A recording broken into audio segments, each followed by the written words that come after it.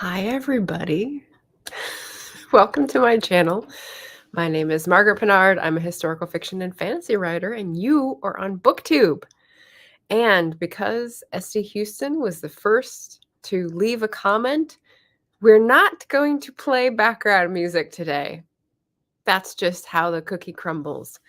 So, we are here today for a Wednesday wrap-up, and I will be covering all the books that I read in the past 3 weeks, I think we went. It's not a big group because there was a lot of travel, there was a lot of NaNoWriMo, there was a lot of family time. So, I've got 4 books to share with you today that I read, and they all happen to qualify for Native American Heritage Month, but they're vastly different in genre and feel. So, let me start with the first one that I read, and I will take you through a nonfiction, a thriller, a YA mystery, and a literary novel. So that's the sort of range. And if you find yourself sorting yourself into one of those categories more than another, stay tuned for which one is which. And I can say that all of these are between 4 and 5 stars. So they're all highly recommended. And if you're looking to diversify your reading list, these are a great place to start. I got 2 of them from the library, one of them from Libro.fm as an audiobook, and one of them I bought as a treat to myself. So we'll start with this one, the nonfiction.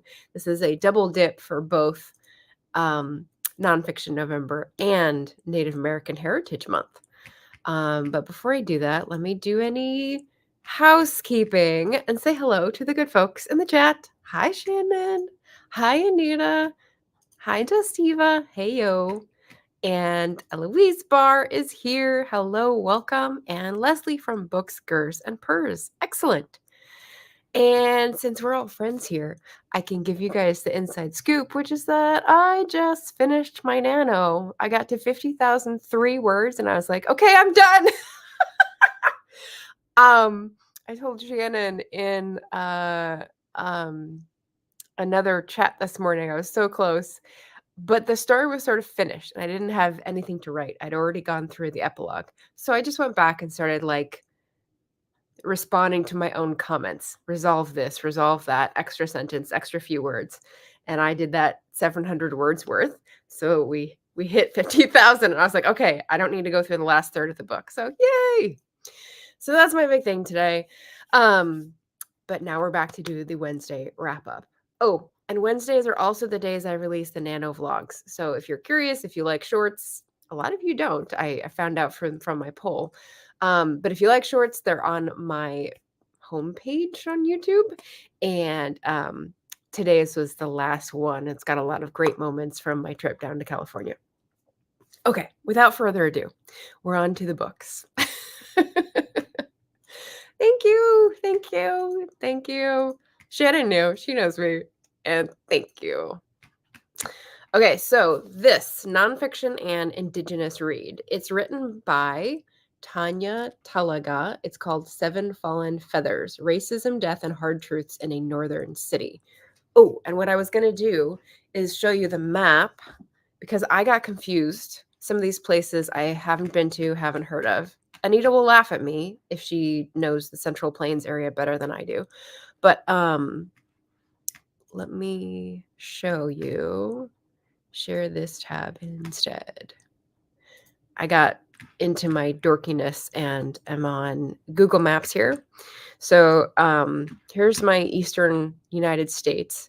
And Seven Fallen Feathers is about a bunch of missing teenagers, Indigenous youth who are going to school at what I would call a sleepaway school. And here we go. Here's Canada. So I'm over by British Columbia on the west side. There's Alberta, Saskatchewan, Manitoba, and Ontario. Ontario, not the biggest. Maybe Quebec is the biggest province. But if you zoom in here, Thunder Bay is actually really close to the US border here. And it just sort of borders next to Minnesota and Wisconsin and Michigan, and it's right on Lake Superior. So I found it helpful to like ground myself in where these places were. Seven Fallen Feathers is about an actual investigation that a reporter did into police investigations that were severely lacking. And the title refers to the fact that 7 Indigenous youth went missing from the same school within like a 10-year period. But she goes back a little further to detail the context of these kids in schools that go missing, because the bigger context is that the residential schools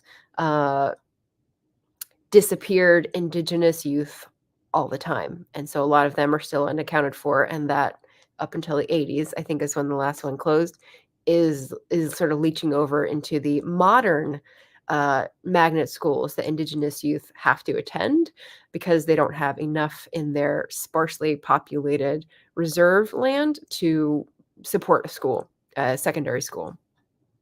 So Tanya Talaga investigates this sort of in the 2000 to 2011 period, and I think the book came out in 2017. So lots of reporting, lots of interviews, and it's still a mystery by the end, unfortunately. It's not one of these true crime where they can follow everything and lead to what has actually happened. I get the sense that these missing and murdered Indigenous youth in the Thunder Bay area are definitely like murders, not just unsolved cases or accidents, as the police called them, because they often ended up in a place in the river. And some of the people who did not end up washed up in the river downstream could tell what happened to them. And it's like, okay, well, then that's probably what happened to the people who died. But they just escaped and were not heeding the signs that this is what's going on and these people should be watched or, remanded. I don't know what the right word would be. But it's a very somber read. There's no answers at the end. It definitely details government failures and breaches of promise and the very frustrating state of affairs between the Indigenous communities on the reserves and the parents and family members of these kids who are trying to go to secondary school to gain skills, to go, do what they want to in life. And the fact that you're taking your life into your hands when you send a kid to a boarding school in this city, Thunder Bay in Manitoba. So it's sad, but it's also important to know that the legacy of the residential schools has leached into the present arrangements with public schools. And that needs to be fixed, and that light needs to be shown on it. So yeah, Seven Fallen Feathers, a really important read. It got lots of awards, as you can see, national bestseller from the title page. And also the artist who did this is a relative of one of the missing youth. So that was really powerful to hear about the story of this painting and how people try to heal and stay whole. So you'll see that there are definitely similar themes, but over the different genres of the books that I've read in the last few weeks, they focus on different, very important points and also portray them very differently. So let's see. Shannon's got my final nano vlog. Thank you, my dear. And then, yes, very sad tale, and not a tale like nonfiction, right? Unfortunately, there are a lot of missing Indigenous cases in Canada. It's an ongoing struggle. Yes, which Tanya Talaga definitely illustrates. And the author here is a mixed race author. She details how that affected her reporting of the events in some instances and how she had to sort of prove her worth of hearing their stories after they had not been listened to for so long. So she is part Métis descent and part Polish. So she's been raised in the bush, like near some of the places these people live, and had to sort of display her credentials before she would be accepted and sort of listened to or spoken to in this case. So it is really neat to read that. And that had been on my my wish list for a long time, so I'm glad I got to that this year. The next one in order, I think, is this one, Order of Being Read. And this shot to the top of my list because it was on A Mighty Blaze that I did produce this interview. It's Blood Sisters by Vanessa Lilly. She was on Crime Time with Hank Phillippi Ryan, and they just made the book sound so good. So Vanessa wrote it, Hank read it. And so I was listening to them talk about stuff, and I was like, oh my God, this sounds like such a good book, right? So I picked it up at the library. You can tell it's a library book, and it's just out within the last couple months. And I definitely recommend it for people who love the thriller aspect. So lots of like chase scenes and threats and high peril and danger and like people getting beat up and like unalived, as they say on TikTok. There's also like drugs woven into this, as well as kidnapping and missing and murdered Indigenous women and girls and two spirits. So that's the hashtag people have used. So I'll say the whole thing that once. But yeah, Blood Sisters is about a forensic anthropologist, I believe, who works for the Bureau of Indian Affairs in America in Rhode Island on Narragansett land. So that's one experience that we're introduced to at the beginning. But she is part Cherokee. She is Cherokee. And she ends up getting pulled into an investigation back near her hometown in northeast Oklahoma. So that is Cherokee land and Chuapa land, I think is how it's pronounced. And so we hear about that for the main part of the novel. And she's trying to find out what the local people are hiding because her national bureau boss chief is like, I don't like how this smells. I'm going to send you in there to do the analysis of the bones we found. And like that should be sort of a scientist thing, but she becomes, because of her closeness to the subject matter, more of an investigator, and she's really gutsy, and she gets herself into some really dicey situations. So Blood Sisters refers to the fact that they had sisters and cousins. You see that in the first scene of the novel, so it's not a spoiler to say one of them disappears like 15 years before most of the novel takes place. And so that unresolved piece where she's sort of dealing with the unresolved loss of that friendship, it comes back into play in mysterious ways. And yeah, so that's the mystery thriller aspect. What I appreciate about this in terms of like a deeper commentary on the issues that it covers was that she does go over and if you've seen Killers of a Flower Moon, you know a little bit about this. And I read it 5 years ago, something like that. So it's not crystal clear in my mind. And she only sort of references it here instead of explaining it fully, because that would drag the pacing. But the situation in Oklahoma was that, so what we mostly know in the mainstream culture is that there was a Trail of Tears where lots of tribes from the southeast region were force marched into the Oklahoma region and sort of plopped down on land that was already occupied by other indigenous folks. And they were told by the federal government that they had to stay there, and their land got smaller and smaller, right? Not only that, there were mineral rights to the land. So first it was lead, and she definitely describes the chat piles, like the leavings, the tailings. I guess from lead, it's called chat, but from something else that is usually mined, it's called tailings. So anyway, the mineral rights were taken to be the federal government's purview. So the people who were forced to live there and call it their land anew did not get the benefit of that. Or if they did and they were like leasing the rights, they never saw the actual money cross hands. So understanding how there's still, again, a legacy of that type of behavior and bad blood in the Bureau of Indian Affairs and how it's managed, but efforts at people being inside the Bureau. And there's like a boss, like I said, the boss chief who sends the main character back to Oklahoma. is an attempt to show that there are people working in the inside trying to make things better.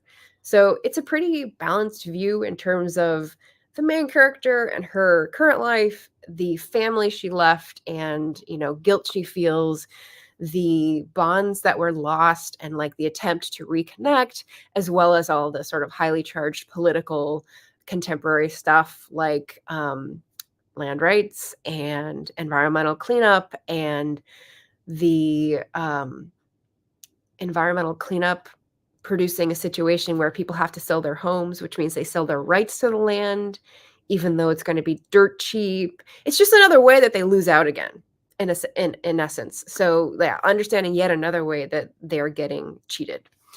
And that is just wrapped into like the bigger thriller mystery, which is the main event. So yeah, there we go. Blood Sisters, Vanessa Lilly, highly recommend for a heart-pounding what's it called? Twist at the end. Yes, that's a great one. The next one that I had is Leslie says Blood Sisters is definitely a book I want to pick up. Yeah. Very fast. I read it in 2 days, like 2 sittings. It was like I couldn't stop reading that one. So it was great. The next one is the one I have an overlay for here because it was my Libro.fm audiobooks. Yay. Libro.fm. Yay. Really well done. Narrated. So just to like the first piece being about the narration, amazing. Listening to this, sometimes I get lost in listening because I wonder how the words are spelled.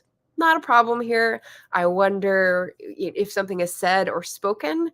And there was one instance in this where something was said and I wasn't clear on whether it was an internal thought or an external thought. And that led to a little plot confusion because I thought it was internal and it must have been external for one of the next plot events to happen. So I was like, oh, and I had to revise it in my head.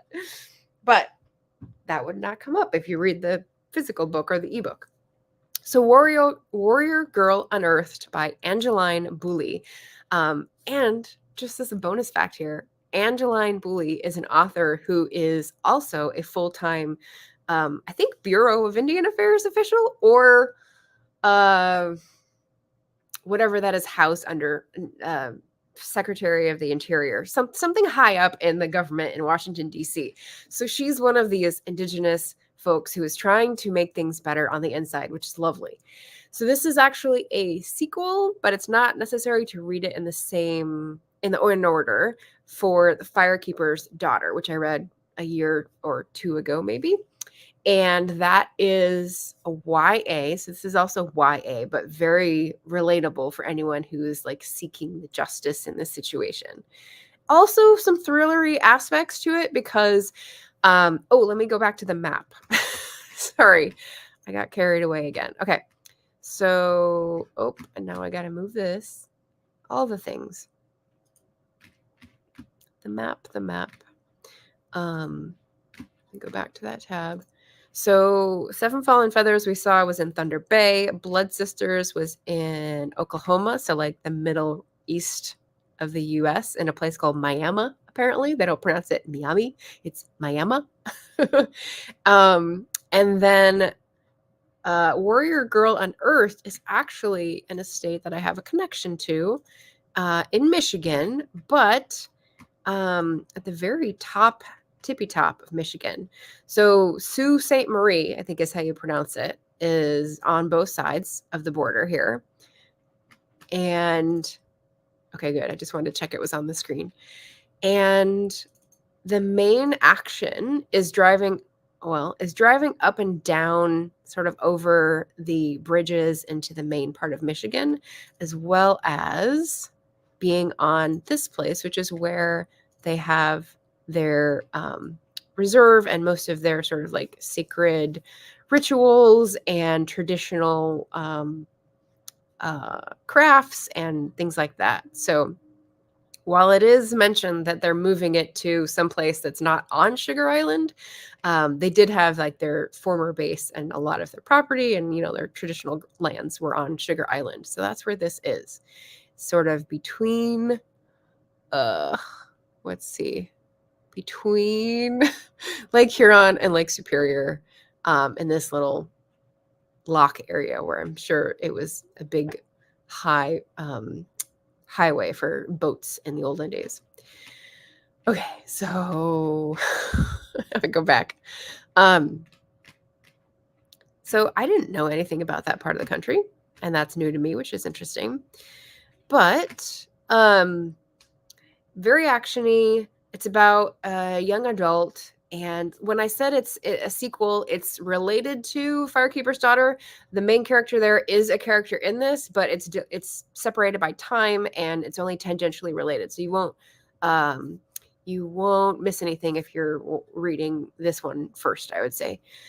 What else? Okay. So which issue does this one focus on that's different?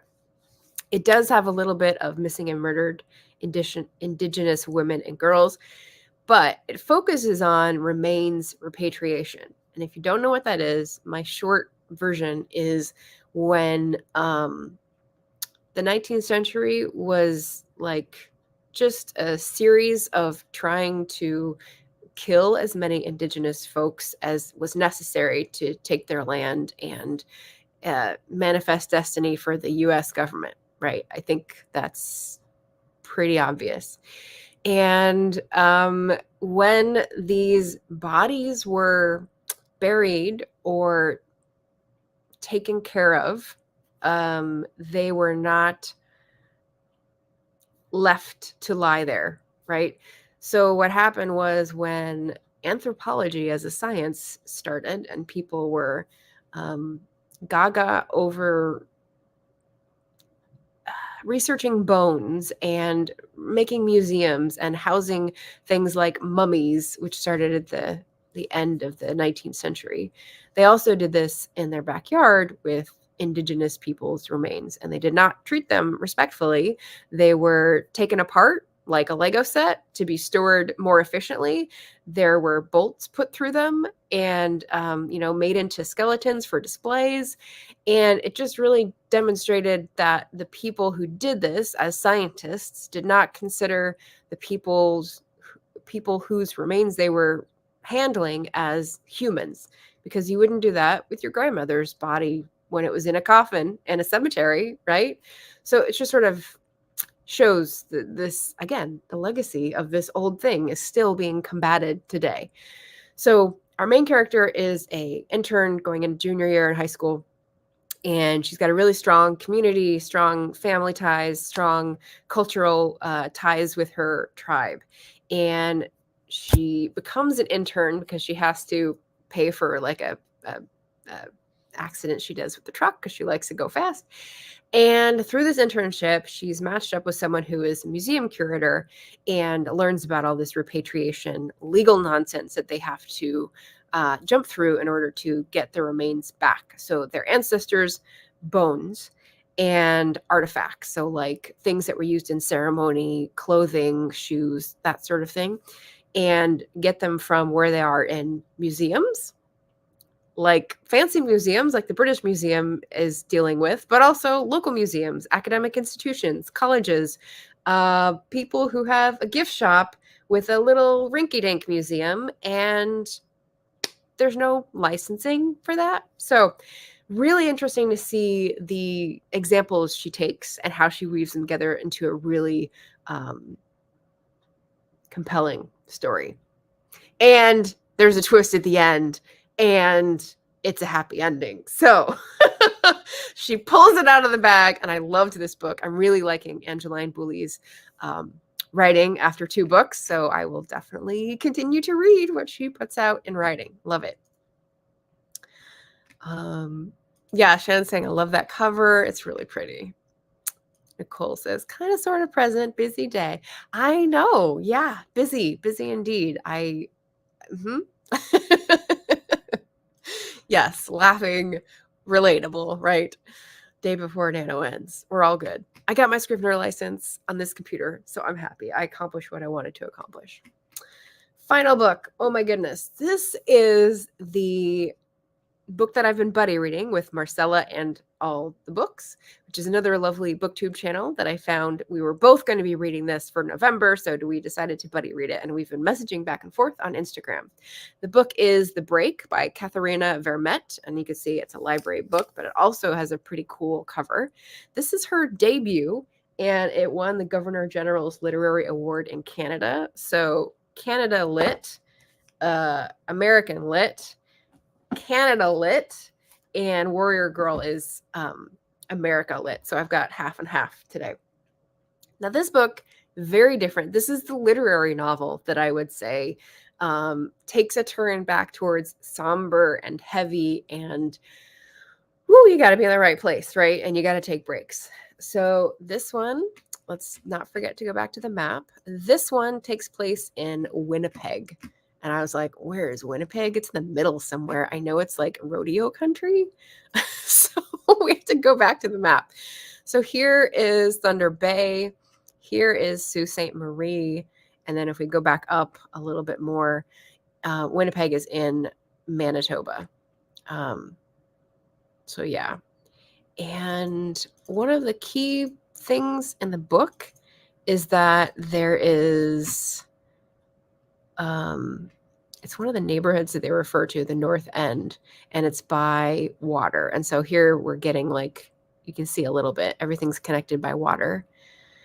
And also, in the Canada books, there's repeated reference to the fact that, like, the cities and the white people are down in the South, and that's where roads get fixed.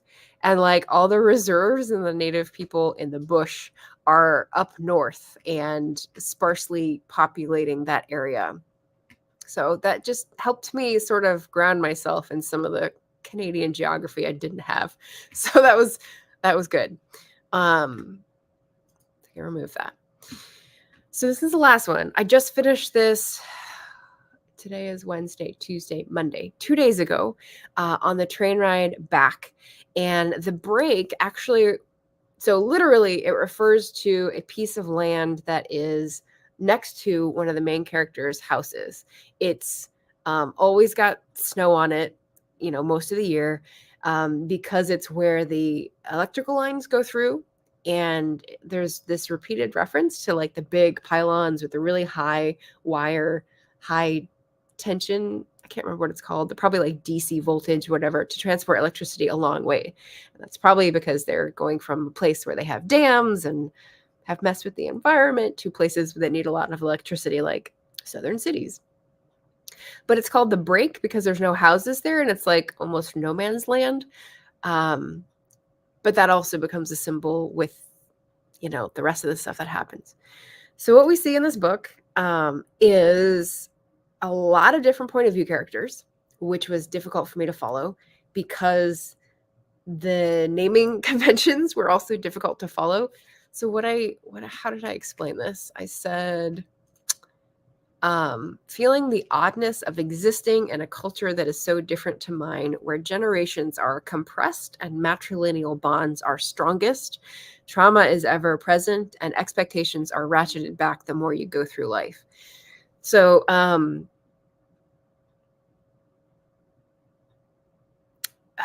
lot of the names, there's true names and shortened names. And the shortened names were confusing me because we have Louise and Paulina, and they get shortened to Lou and Paul. So it's sisters with two, like, male-sounding names to me. So that was hard to remember for the first, full part. I think there's 4 parts to this.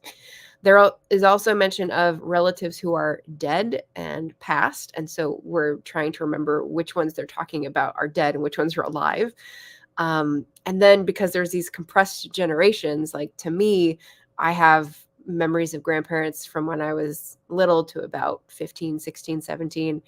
But these have great grandparents because they have children more quickly and they live the same amount. So, like, keeping track of 4 generations instead of 3. So it's just like lots of people, lots of connections, families that gather as cousins and second cousins and great grandnieces and all this stuff. So it was hard to keep track of in the first 2 parts. But I think by the 3rd part, I was able to sort them into their relationships. There is a like family tree at the beginning, but I have to say it wasn't too helpful. So because I didn't want to spoil stuff, you know. So the issues that they focus on in the break are more violence issues. So while in the other ones it was missing people, murdered youth, and like drugs and being cheated out of land rights. In this one, it was more like the trauma that is revisited in a cycle. So even people who are hurt themselves will then turn around and hurt other people. And one of the things I posed to Marcella as a question is that it focuses on the women almost exclusively. We have like, I don't know, 8 different POV characters, and only one of them is a dude, and it's a cop. So something violent happens at the beginning.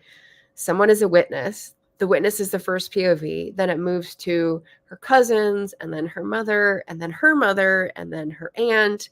And so we sort of ping pong around trying to figure out who is whom, who is related to whom, and who saw what. And so the thing about structure that really intrigued me about this one is that it reveals the I'm not going to say it. Okay, no spoilers. The thing about structure that interests me in this is that the way that the truth is revealed is very delayed and feels deliberately withheld. And I'm not sure what we're supposed to take away from that. Same thing with the